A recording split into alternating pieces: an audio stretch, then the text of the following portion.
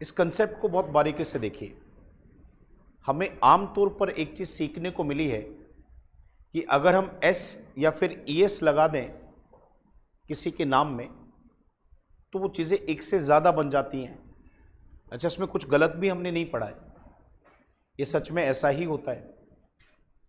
कैसे?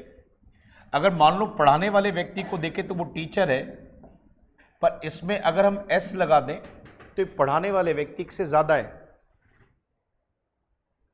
हमने सिंगुलर से प्लूरल बना दिया, एस लगा दिया। आपको आज से अपनी नॉलेज में एक बात डालनी है बेटा, ये बात तो ठीक आपने सीखी है, पर थोड़ा सा इसे डेप्थ में सीखिए। ये जो हम एस और ईएस लगाने का काम करते हैं वो दो चीज़ों में करते हैं।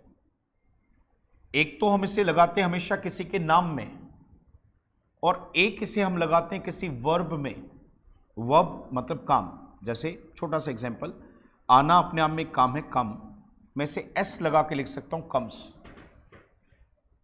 पर हमेशा ध्यान देना, किसी व्यक्ति या चीज के नाम में एस और एस लगा तो वो ज्यादा को दिखाएगा, पर वो किसी एस या इसको हम किसी वर्ब में लगा दें तो एक ऐसी वर्ब बन जाती है जो किसी एक को दिखाने का काम करती है। इसलिए हमें कई बार दिखने को सुनने को मिलता है ही कम्स, तो एस लगने के बाद किसी एक को दिखाने का काम करेगी वो वर्ब। लाइफ में एक बात कभी मत भूलना बेटा, केवल ये दो ही चीजें ऐसी हैं जिसमें आप अलग से एस और ईएस लगा सकते हैं। आप जो नहीं सुन पाए ध्यान से सुन लें, पूरी इंग्लिश में केवल दो चीजें ऐसी हैं जिसमें आप और मैं एस और ईएस लगा सकते हैं। एक ऐसा शब्द जो नाउन है, जो किसी व्यक्ति या चीज को दिखाता है, और एक वर्ब। इसके अलावा अगर आपने किसी भी चीज में एस और ईएस लगाने की कोशिश की तो वो गलत हो जाएगा। अब से राइट 1 मिनट पहले मैंने आप लोगों से पूछा कि बेटा मेरे पास पुअर भी लिखा है और पुअर्स भी लिखा है, और फिर मैंने कहा कि पुअर्स तो ज्यादा हुए, तो कुछ बच्चों ने कहा हाँ हाँ ज्यादा हुए। पर इस बीच में आप और मैं एक बात को ध्यान नहीं दे पाए कि अगर हम किसी व्यक्ति को पुअर कहते हैं तो गरीब होना उसकी विशेषता है। गरीब होना तो आदमी की विशेषता है, और आप और मैं क्या करें कि विशेषता दिखाने वाले शब्द में ही एस लगा के बैठे हैं। क्या कोशिश कर रहे थे? बस ये दिखाने की गरीब लोग ज्यादा हैं, तो हमने उठा के एस लगा दिया, जो कि हमने बिल्कुल गलत करा। क्योंकि ये जो एस और ईएस लगा के हम ज्यादा दिखाने का काम करते हैं वो नाउन में करते हैं, और आदमी का गरीब होना कोई नाउन नहीं है बेटा, ये आदमी की विशेषता मतलब एडजेक्टिव है। सबसे पहला स्टेप। पर बड़े गौर से देखिए आपका दिमाग यहां तक क्यों चला, आपने ऐसा सोचना क्यों शुरू किया? क्योंकि कहीं ना कहीं आप इस बात को महसूस करके बोल पा रहे थे कि गरीब लोग यानी कि ज्यादा लोग। आज से एक बात अपने दिमाग में रखना, जो बड़ी इंपॉर्टेंट बात आप लोगों को मैं पढ़ाऊंगा, तो देखिए क्या है सर, किसी भी आदमी का रिच होना ये उसकी विशेषता है। ये सुनो, थैंक यू। जब हम कोई भी विशेषता दिखाने वाले शब्द से हम उन सभी लोगों की बात करना चाहें, जितने भी वो लोग हैं उन सबकी अगर हम बात करना चाहें, तो करने का ढंग आर्यन बहुत आसान है। आप क्या करें बेटा, वो विशेषता वाला वर्ड लें और उसके जस्ट बगल में पीपल लगा दें, रिच पीपल। अब पीपल का मतलब तो लोग हैं, तो जैसे ही आपने यहां पे रिच पीपल का, तो उसका मतलब सारे लोग जिनके पास पैसा है। ये पहली बात थी, ये तो सबको पता है, इसमें नया क्या है। पर आप लोगों को पता होना चाहिए बेटा, जो विशेषता दिखाने वाले वर्ड हैं,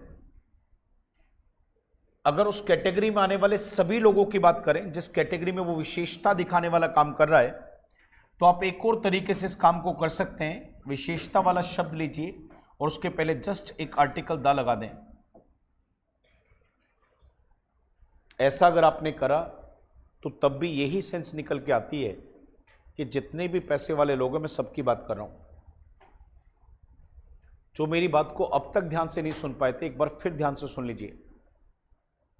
क्या ध्यान से सुन लीजिए कि जो विशेषता दिखाने वाले वर्ड होते हैं, जैसे अगर आप और मैं किसी व्यक्ति को ब्लाइंड कहते हैं तो ये उसकी पहचान है। बार बार विशेषता वाला वर्ड बोलता हूं ना, तो मुझे कई बार ऐसा लगता है कि बच्चा शायद उस बात को इस तरीके से नहीं समझ पा रहा है। विशेषता वाले शब्द ऐसे शब्द होते हैं बेटा जो किसी व्यक्ति चीज के साथ लगकर उसकी कैटेगरी को डिफाइन करते हो, उसके बारे में हमें अतिरिक्त जानकारी देते हो, उसकी पहचान करवाते हो। जैसे अगर आप किसी व्यक्ति को ब्लाइंड कह दे तो आपको पता चलेगा कि वो कैसा है, देख नहीं पाता, ऐसा है। तो ऐसे शब्द जो विशेषता दिखाने का काम करते हैं, अगर उनके साथ आपने पीपल लगाया तो फिर उस कैटेगरी में जितने भी लोग हैं आप सबकी बात कर रहे हैं। चेक करके देख लो, ब्लाइंड पीपल अगर हम कहते हैं तो शायद हमने एक भी व्यक्ति को नहीं छोड़ा इसमें जो देख नहीं पाते, सबकी बात करिए। पर मैंने तो ये कहा कि बेटा ठीक है, ऐसा हम बोल सकते हैं, पर लोग तो ऐसे भी बोलते हैं। वो क्या करते हैं, आर्टिकल द का प्रयोग करते हैं और फिर वो विशेषता वाले शब्द को उसके बगल में लगाते हैं, दैट्स ऑल, द ब्लाइंड। इसका मतलब भी वे लोग जो देख नहीं पाते। और सेम कंसेप्ट आपके एग्जाम में खूब पूछा जाता है। आप इसे अलग अलग लेवल पे देखिए, ये आपके बोलने में भी काम आएगा, ये आपके लिखने में भी काम आएगा और ये आपके एग्जाम्स में भी खूब काम आता है। एक क्वेश्चन दिखाता हूं बेटा, कितना प्यारा क्वेश्चन पेपर में पूछा गया, देखिए। The rich must stand by poor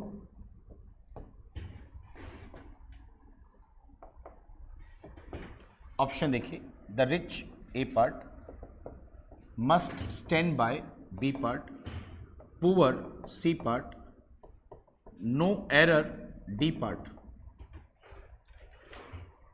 अब इस एग्जाम में अगर आप रहे होते तो उसका जवाब देना आपके लिए शायद मुश्किल ना रहा होता। आप महसूस करके देखिए। सबसे पहले इस सेंटेंस में हो सकता है कि आपको इस शब्द की मदद से ये वर्ड ना समझ में आ रहा हो। बच्चों, अकेले स्टैंड शब्द का मतलब खड़े होना होता है और स्टैंड बाय का मतलब किसी की मदद के लिए उसके साथ खड़े होना होता है। मदद के लिए साथ खड़े होना, मदद के लिए खड़े होना। तो गौर से देखिए, यहां पे रिच जो वर्ड लिखा है इसके पहले आर्टिकल द इसलिए लिखा है क्योंकि मैं सभी अमीर लोगों की बात कर रहा हूं। सलाह देने वाला वर्ड मस्ट होता है, पढ़ा है आपने, पर रिवाइज करा रहा हूं तो कोई दिक्कत नहीं। मस्ट से हम ये दिखा सकते हैं कि कोई भी ऐसा काम जो हमें करना ही चाहिए, और यहां पे सेंस भी है कि the rich must stand bye. और महसूस करके देखो, ये पुअर शब्द जो यहां पे लिखा है ये किसी की विशेषता नहीं है। हम यहां पर यह बताने की कोशिश नहीं करें कि कौन गरीब है, शायद हम यहां पर यह बताने की कोशिश करें कि ये सारे वे लोग हैं जो आर्थिक आधार पर कमजोर हैं, यानी कि पुअर है, गरीब है। तो बेटा जब विशेषता वाला शब्द आ जाए, अब ये मेरी लाइन आखिरी बड़ी इंपॉर्टेंट है, जब विशेषता वाला शब्द आ जाए और वो अपनी पूरी एक कैटेगरी को दिखाता हो तो या तो बगल में पीपल लगाओ या फिर बगल में आर्टिकल द लगाओ। ना यहां पर पीपल है और ना ही यहां पे आर्टिकल द है, इस वजह से जो पेपर में गए तो राइट आंसर सी है। अगर आपसे आपका एग्जामिनर पूछता कहां गलती है तो आपको कहना सी, जो कि इस पेपर में पूछा गया था।